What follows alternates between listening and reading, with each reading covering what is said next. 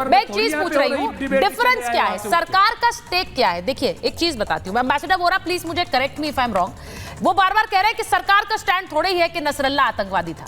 सरकार का स्टैंड ये है कि जब सुनिए एक सेकंड रुकिए, जब ईरान में उनके नेता जब एक हवाई हमले में उनकी मौत होती है तो हम उसके लिए दुख व्यक्त करते हैं, लेकिन जब नसरल्ला की मौत होती है तो हम कोई दुख व्यक्त नहीं करते हैं। क्या ये बताता नहीं है कि हमारा स्टैंड क्या है? नहीं, क्या ये बताता नहीं है हमारा स्टैंड क्या? नहीं, एक मिनट, पहले एम्बेसडर वोरा बोलेंगे, ये बताने की जरूरत है। हाँ, आ रही हूँ।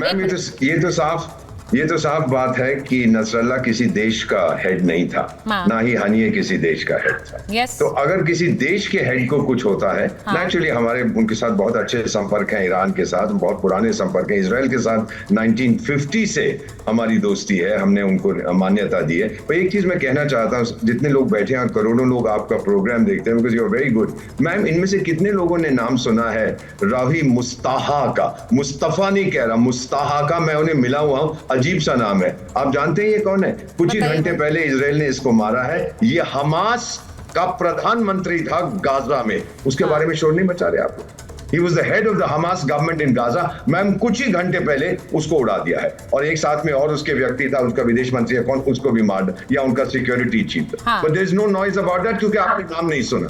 नसरल्ला का नाम सुना है तो हम बहुत शोर मचा रहे हैं। Doesn't make sense to me, ma'am. बहुत बड़ी बात कह रहे हैं वो। अब जरा आप एक बार एम्बेसडर वोरा फिर से नाम दोहराइए मुमताज जी के लिए।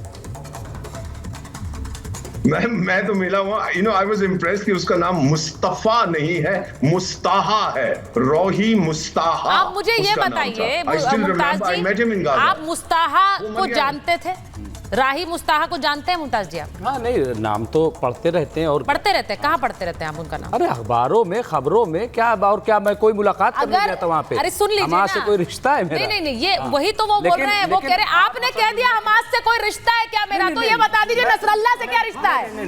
नसरल्ला से क्या रिश्ता है? ईरान से क्या रिश्ता है? मैं आपको बता रहा हूँ, मैं आपको देखिए, तो ये कि हसन नसरुल्लाह जो है वो आयतुल्लाह हैं, एक बहुत बड़े धर्म गुरु हैं, मैं वो बताना चाहता हूँ। दूसरा ये कि वो जो है मजलूमों के लिए लड़ रहे हैं। वहाँ जिस तरीके से गाजा में कोई लेबनान की अभी लड़ाई यहाँ नहीं थी, कोई जो है झगड़ा नहीं, तो वहाँ सिर्फ ये कि गाजा में जिस तरह से हमारे कर्नल साहब कह रहे थे, आप बताएं क्या ये जिस तरह से अब तक 42-43 हज़ार लोग मारे गए हैं, हाँ, क्या बच्चों को भी मारा गया, जहाँ लोग शेल्टर लिए हुए थे वहाँ लोगों को मारा, क्या ये वाकई जो जंगी कवानीन है इंटरनेशनल वो है? नंबर एक मिनट, अरे भाई ये गाय गोबर पे नहीं, रुक जाओ जरा से, रुक जाओ, इंटरनेशनल मामला, रुक जाओ जरा से, अरे रुक जाओ। वहाँ जब हमला कर तालिबानी, तब वहाँ मुसलमान नहीं मर रहे थे? वहाँ भी तो मर रहे थे ना। वहाँ कहाँ चले जाते हो भाई आप लोग? वहाँ कहाँ चले जाते हो आप? मैं वही कह रहा हूँ, मैं वही बताने जा रहा हूँ। एक बात लगता है, मैं कर्नल साहब से सवाल कर रहा हूँ, जरा कुछ सीख लूँ मैं। कर्नल जी बैठे, जरा मैं कुछ आप लोग सीख लोगे तो बीच। कर्नल साहब ऐसा है कि आप ये बताइए कि जिस इजराइल की आप बात कर रहे हो एज ए मुल्क, हम भी मानते हैं क्योंकि सरकार ने दोस्त है तो हम भी मानते हैं, लेकिन आप बताइए कि इजराइल कैसे वजूद में आया, किस तरह से बढ़ा, और आज कैसे उसने कब्जा कर लिया। और अटल बिहारी वाजपेयी ने 2001 में जो उनकी स्टेटमेंट है आज भी महफूज है कि फ़िलिस्तीन जो है फ़िलिस्तीनियों का, इजराइल का नहीं है, और फ़िलिस्तीन को मिलना चाहिए। आप ये बताइए 1992 तक हमारे हिंदुस्तान में क्यों इजराइल की एम्बेसी नहीं थी? आज पूरा हिंदुस्तान इतना मोहब्बत जाग गई इजराइल से, हाँ, इतनी मतलब कि लोग जलसा, कोई बांग्लादेश में हमारे हिंदू भाई मारे जा रहे हैं, उस पर जुलूस नहीं निकल रहा है, उस पर हैशटैग नहीं कर रहा है, लेकिन आप बताइए इजराइलियों से मोहब्बत हो गई, किस बात की मोहब्बत? मुमताज जी, तो आपने अगर कहा कि उन्होंने फिलिस्तीन की बात कही थी, मुमताज जी, एक तो आपको सुनना नहीं आता, ये आपके साथ समस्या है। नहीं, सवाल तो आप फिर सवाल करने शुरू कर रहे थे, आप इतनी बातें बोल गए। पूरी दुनिया से यहूदी क्यों निकाले गए? क्यों जो है जिस तरीके से हिटलर ने मारा, और पनाह किसने फिलिस्तीन में दी? हमें इन तमाम चीजों को पहले बता दीजिए, उसके बाद बताइए, फिर मैं बताऊंगा यहूदी क्यों निकाले गए और कौन, और क्यों ईरान ऐसा कर रहा है। यहूदी क्यों निकाले गए? पूरी दुनिया से आप कह रहे हैं यहूदी निकाले, नहीं आप बताइए ना। ये तो कर्नल साहब ने सवाल कर्नल साहब तो बाद में जवाब देंगे, पहले आप बताइए ना, आप क्या बोलना चाह रहे हैं? यहूदियों को आपको नहीं पता है? सवाल तो वही करता है। आपको ये नहीं पता है? नहीं, मुझे नहीं पता। क्यों आपको पता नहीं है? यहूदियों को पता है, पूरी दुनिया से निकाल दिया यहूदियों को पता है क्यों मारे गए।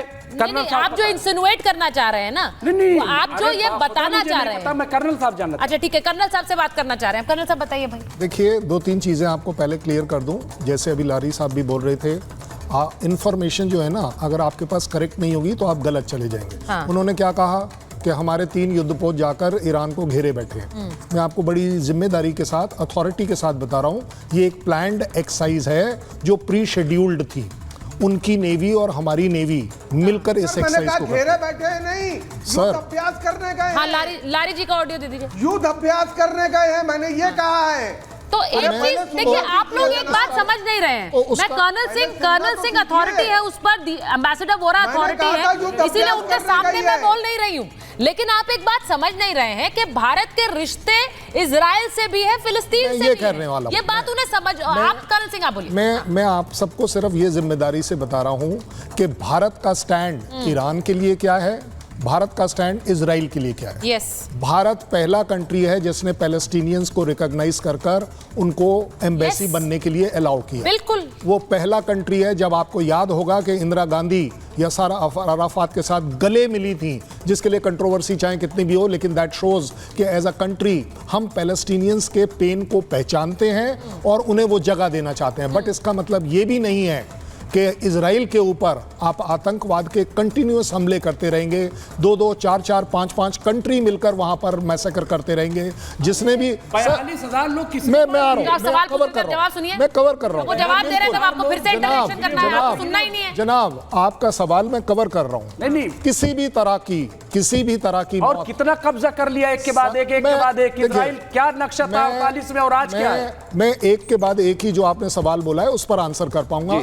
मेरा कहना है 42,000 हो चाहे 2 आदमी हो, किसी का भी मरना भारत ने आज तक सपोर्ट नहीं किया। बिल्कुल, चाहे कुछ हो जाए। इसलिए मैं कहूंगा कि जहां से ट्रिगर हुआ 7 अक्टूबर पिछले साल, नहीं क्या हुआ उससे पहले हुआ है। एक सेकंड पहले मैं उस पर भी 2023 तक वो 1.5 लाख लोग मारे हैं इजराइल ने। मैं मना नहीं कर रहा, लेकिन मैं बात कर रहा हूं इस समय 7 तक। 6 अक्टूबर को तो उन्होंने अटैक नहीं किया, 5 अक्टूबर को नहीं किया, 7 अक्टूबर को जिस बर्बरता के साथ आपने लाइव कवरेजेस देखे, छोटे छोटे बच्चों को सिर से बाल पकड़कर वो अपनी गाड़ी में बिठा रहे हैं, जिस तरीके से लेडीज को वो उठा रहे हैं, जिस तरीके से आपको अगर याद हो किस गंदी तरीके से। एक सवाल जो बड़ा क्लियर है यहाँ पर, एक सवाल जो बड़ा क्लियर है, अगर आप हिमायत नहीं कर रहे हो, टेररिज्म है। एक सवाल बड़ा क्लियर है। मुमताज जी अभी सवाल नहीं पूछ रही हूँ, मुमताज जी अभी सवाल नहीं पूछ रही हूँ, आपकी तरफ मुड़कर मुझे बोलना पड़ेगा, बाकी सबको बोलती हूँ तो रुक जाते हैं। ये प्लीज थोड़ा सा एक डेकोरम है डिबेट का, इसको प्लीज मेंटेन करिए, मेरी दरख्वास्त है आपसे। सीधी बात, अगर इजराइल ने हमला किया है, जब 7 अक्टूबर के बाद इजराइल हमला करता है तो वो हमला कर रहा है, लेकिन अगर ईरान हमला कर रहा है तो वो अपना बदला ले रहा है। ये दोनों फर्क क्यों है लारी साहब? ये फर्क क्यों है? आई स्टैंड विद ईरान क्यों है, आई स्टैंड विद इजराइल क्यों नहीं है? या फिर दोनों के लिए ही मत खड़े होइए। पहली बात है, मैंने कहा था युद्ध अभ्यास करने गए, ईरान के साथ युद्ध करने नहीं गए, घेरा नहीं है, वहां पे युद्ध अभ्यास करने गए हैं। अगर ईरान आतंकवादी देश है तो ये गवर्नमेंट उनके साथ युद्ध अभ्यास नहीं करती। पहली बात, इस चीज को थोड़ा कान खोल के सुना करें, फिर लोग मेरे बात पे कमेंट किया करें। मैं फर्जी बात नहीं करता। सर वो कह भी नहीं सकते आतंकी देश है, he is a military expert, he will not से कि ईरान आतंकी देश है।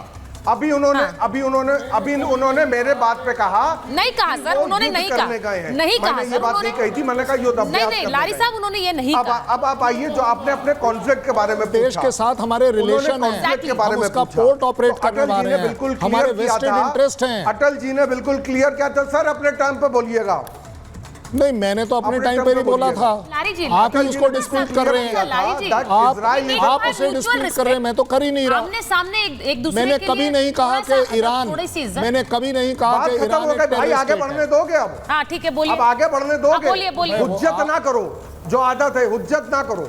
नहीं, जो आदत है, अरे भाई इस तरह की 2001 में आदत है, साफ लफ्जों में कहा था। मैंने कभी नहीं कहा कि ये आपकी आदत है, ये आपकी आदत दुनिया देख रही होगी, जी ने बिल्कुल लेकिन साफ मैं फिर लफ्जों भी में ये नहीं कहूंगा कि ये आपकी आदत है। Israel is a occupied country person होना बड़ा आसान है, दे हैव मैं भी ऑक्युपाइड हो सकता हूं, लेकिन ये हमारी आदत में नहीं है। हम किसी के साथ पर्सनल नहीं होते, ये हमारी आदत। ठीक है, अब मैं एक खबर बता रही हूँ, एक बार लारी जी सुन लीजिए, ये जिसका जिक्र अभी